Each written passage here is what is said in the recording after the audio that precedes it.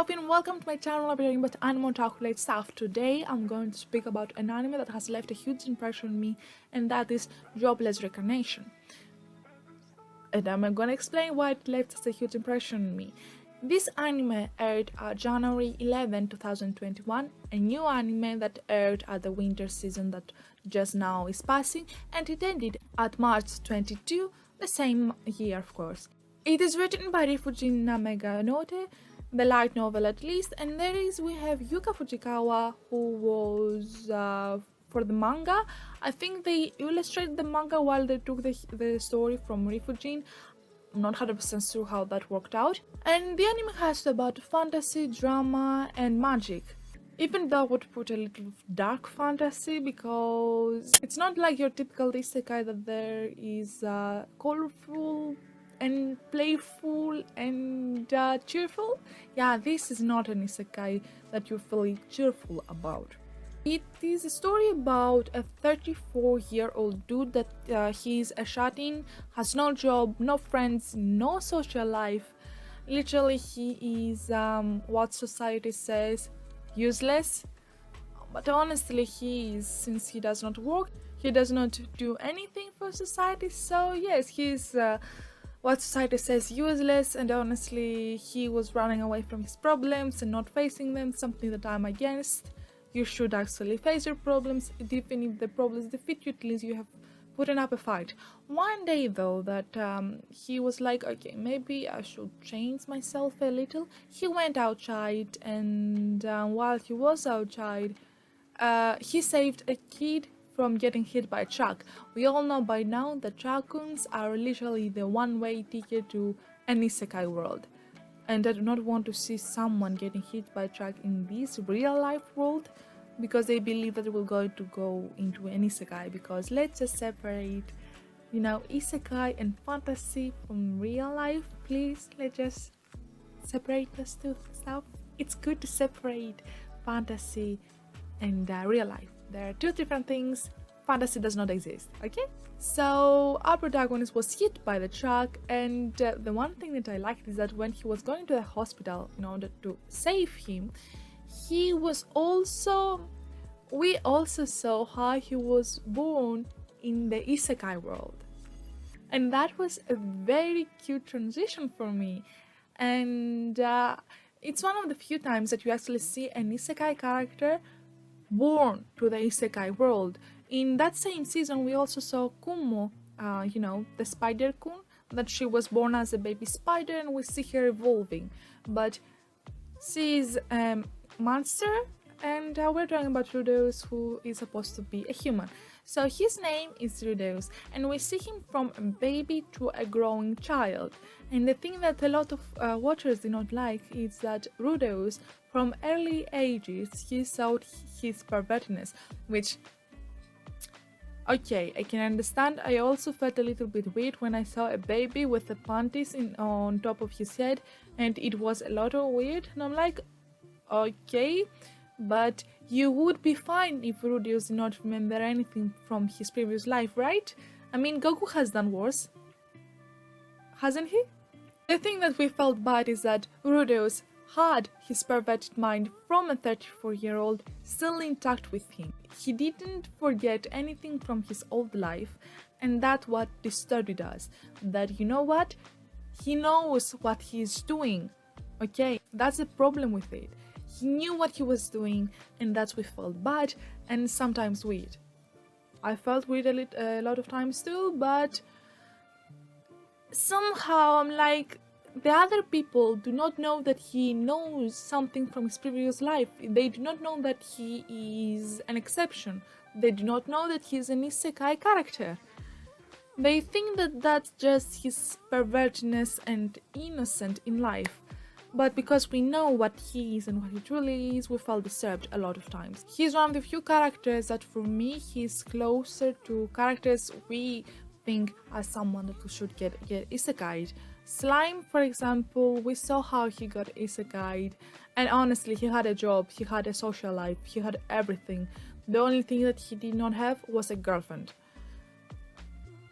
For me, he had no real guilt, but because he saved someone, he got isekai'd. In Rudeus' case, he saved someone, he got hit by the truck, he got isekai'd. Okay, the truck one may have been a little bit too cliche, but Rudeus was indeed one of the few characters that I felt that are closer to reality, at least his backstory. Of course, it's a fantasy, it's not closer to reality in million of ways, but his backstory, and when he was back as a human, was closer to reality for me. And the way we actually saw Rudeus growing from a baby to an adult was a very nice thing, because in most of the isekais, either the isekai protagonist gets isekai'd to an already body of an 8-year-old, of a child, or they get isekai'd with their body just fixed, somehow, some stuff like that. Then we have Slime and Spider-Kun that were actually isekai'd as monsters. Okay, it's nice to have a little diversity, and I believe that's a very good thing. For me, Spider-Kun and Slime was one of the few original pieces, because honestly, we were starting to get bored of that typical isekai, behavior. Honestly, I was starting to get bored of it. One of the characters that left a huge impression to me, and not a good impression to me, but they left an impression, so when you leave an impression, either it's a good or a bad, it's still an impression. People remember you because of that impression you have left them. That is Eris. How can a child her age have such anger and such power and loathing for hitting other people? I do not understand it. This girl, oh my god, whenever she hit Rudeus, I felt the pain 100%. So I'm like, oh my goodness, girl, relax, calm down. Let's not forget that Rudeus, at that body, he's younger than you. Shouldn't you at least try to act like an older sister? No, when she first saw him, she hit him and she continued to do so. And I'm like, girl, you might not feel the pain, but he does feel the pain. And I'm like, this girl is definitely one of the bullies that I will definitely cry because of her. If I will ever see her, and thank goodness she's an isekai character and a fictional character, if I see a person that is actually like her in real life, I would run for my life. No, seriously, I'm not joking. I would run for my life. People like that, I cannot manage. Never. I will cry. I cannot work with people like that. I'm not strong mentally. I cannot face them. Yes, he might be a child, but no, I cannot face them. I have my own fears. The child will speak my fears and she will hit me. And no. Eris for me was one of the characters that I feared. Okay, I feared. Her mentality, her angriness, the way she walked and the way she acted. I'm like, girl, oh my goodness. I feel pity for Rudeus. Every time that she hit him, I was like, okay, maybe he deserved a few times to be hit sometimes, but not every single time. I was like, girl, can you calm down? You are the reason, mainly, that I don't want to have children. I mean, before you, I did not want to have children, but after you, I'm 100% sure that I do not want to have children. Because imagine if you give birth to a creature like Eris. She might be cute, but what can I do with the cuteness if I cannot actually speak with her if she does not hit me? Because I will speak to her and she will hit me. She will not respect me. And I'm like, no, I cannot work with characters like that. I cannot work with children like that. Away from me. Away. I'm sorry. But Eris is one of the few characters I'm like, I'm afraid of you. I do not want you. Please. Do not make me fear you. The way she hit Rudeus felt so painful. I've seen in other anime the MC character being hidden a lot of times, okay? And I did not feel the pain I felt in this one. I felt the pain in my bones, in my freaking bones. Probably the reason that I felt pain was that Rudeus was not actually smiling away and saying, he was literally crouching down and feeling the pain. And I was like, oh my goodness, no one can persuade me that Eris is a good child. Eris is not a good child, and definitely I do not want her in my life. But if you think also about the environment she grew up, I understand why she was raised and she acts like that.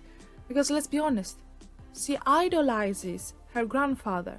Okay, it's good, you have an idol and that's your grandfather, you look up to him. But your grandfather?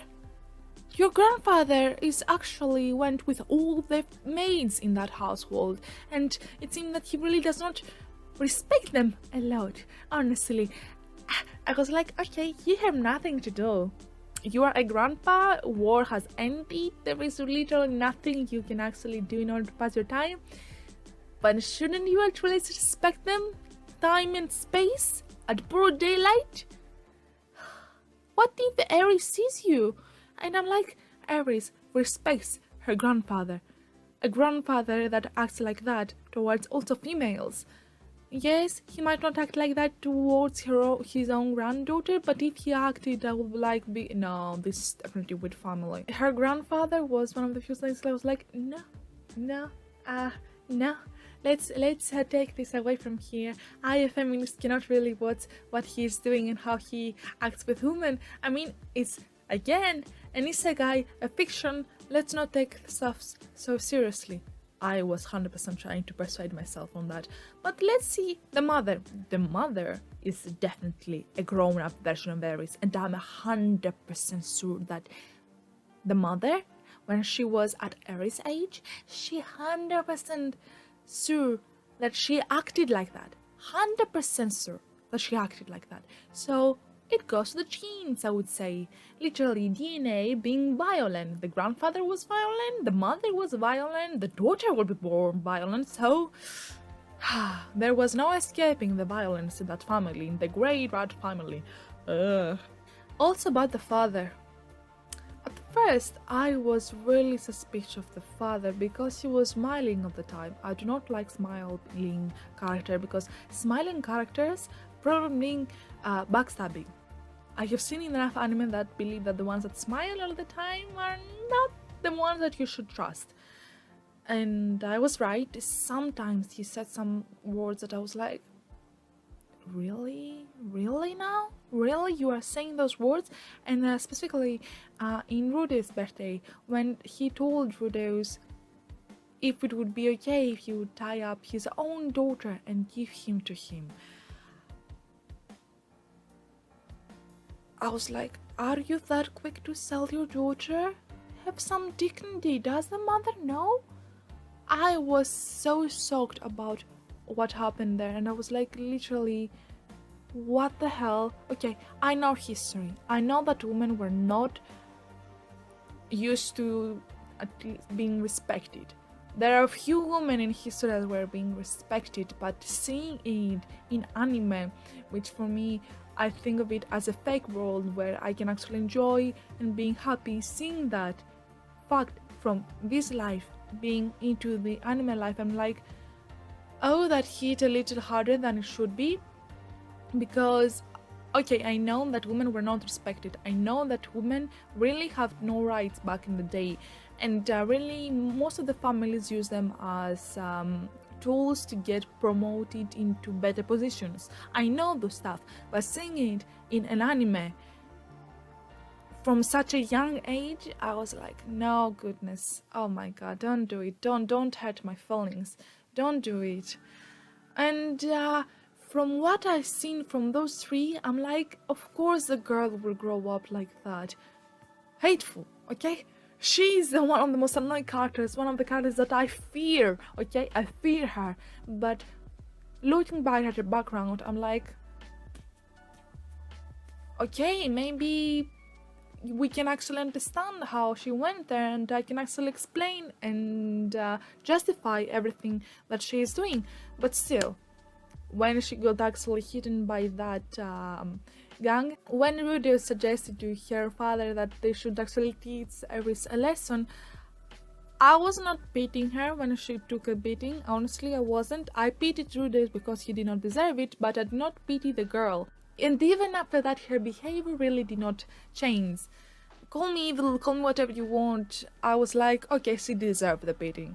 But looking back at her past, I'm like, okay, maybe she's not as evil as I'm trying to tell that she is. I fear her, okay? I literally still fear her, and I honestly wish I will not ever meet a person like her. And if I ever do, hopefully, I will stand up my ground, act like an adult, and not tear up at the spot. I will be like, okay, Sophie, you have to move carefully. You have to run. I mean, you have to escape nicely and never meet that person ever again, because honestly, people like that make me feel worthless. Like I'm trash or something like that. Aside from Eris, all the other characters were nice to me. All of them were cute. We have Sylphiette, who is the cutest thing ever. Look at her. You want to protect a girl like that. Literally, you want to protect her. And then we have Roxy, who is a legal lolly, for anyone wondering. I mean, she is 150 years old. Oh, yes, she is old and she's legal. Yay! That's nice. And I honestly pity her because she's a teacher, and she was teaching Rudeus magic at the beginning. She had to put up with all his pervertedness, even though he was genius for them. Rudeus was a genius. Let's not forget the 34-year-old dude inside of him that he was helping allowed to seem that Rudeus was indeed a genius child.